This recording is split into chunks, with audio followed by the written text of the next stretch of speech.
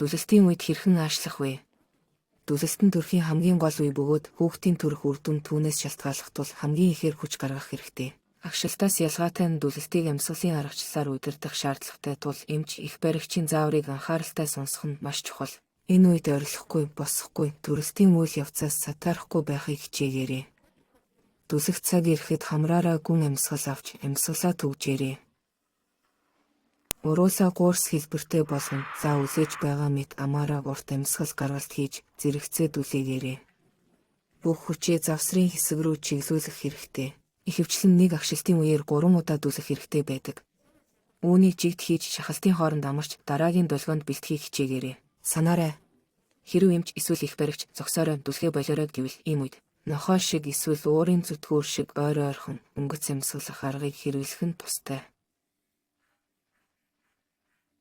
Энэ нь хэвлийн дотоод даралтыг бууруулж үйл явцыг илүү сайн хянахад туслана.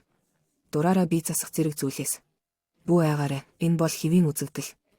Айсандаа бие чангалбал гэмтэл авах эсвэл хүүхдийг хавчих эрсдэлтэй байдаг. Төрөх замаар гарах үед хүүхэд ихийнхээ дотор эргэтнүүдийг шахдаг.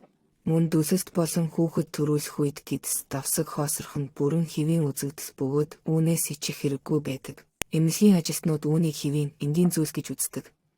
Санаж яваарай, таны хамгийн чухал үүрэг бол хүүхдийг аюулгүй төрүүлэх тул үүндээ төвлөрөөрэй.